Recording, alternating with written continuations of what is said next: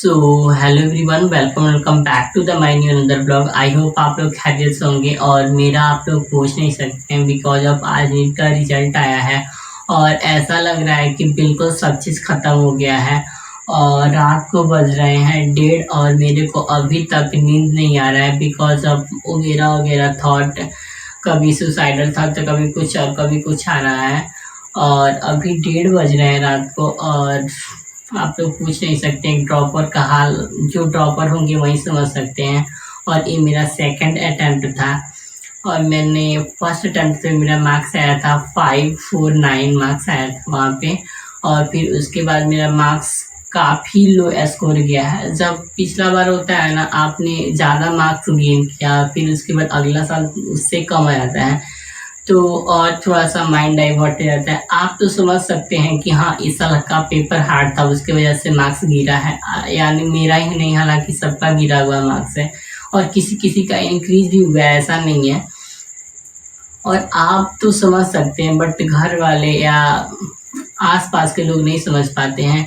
आसानी से लोग बोल देते हैं कि आपने मेहनत नहीं किया होगा। कई बार क्या होता है ना, आपने कितना भी मेहनत कर लो और आपका मार्क्स जब नहीं बनता है, रिजल्ट नहीं बनता है, तो लोगों का क्या आसानी से बोल देंगे हाँ कि आपने मेहनत नहीं किया है।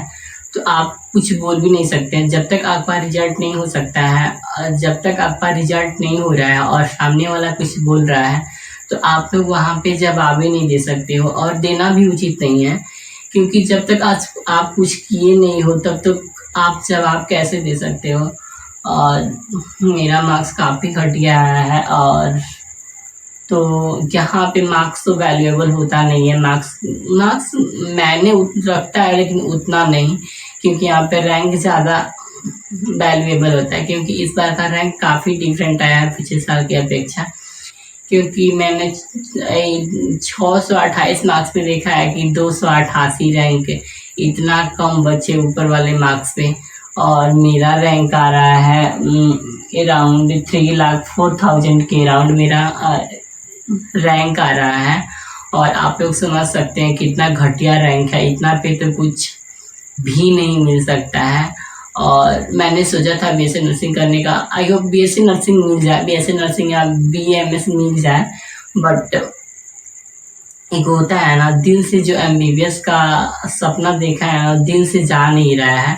और मैंने साइड से कुछ सोचा नहीं है करने का। मैंने शुरू में एडमिशन ले लिया था बीएससी, सिंपल बीएससी जो होता है बेसिक कोर्स, उसमें मैंने एडमिशन ले रखा है और साथ साथ में वो भी मेरा चल रहा है। और फिर मैंने, एक होता है ना जो दिल से एक बार हो गया, नीट जा नहीं रहा है।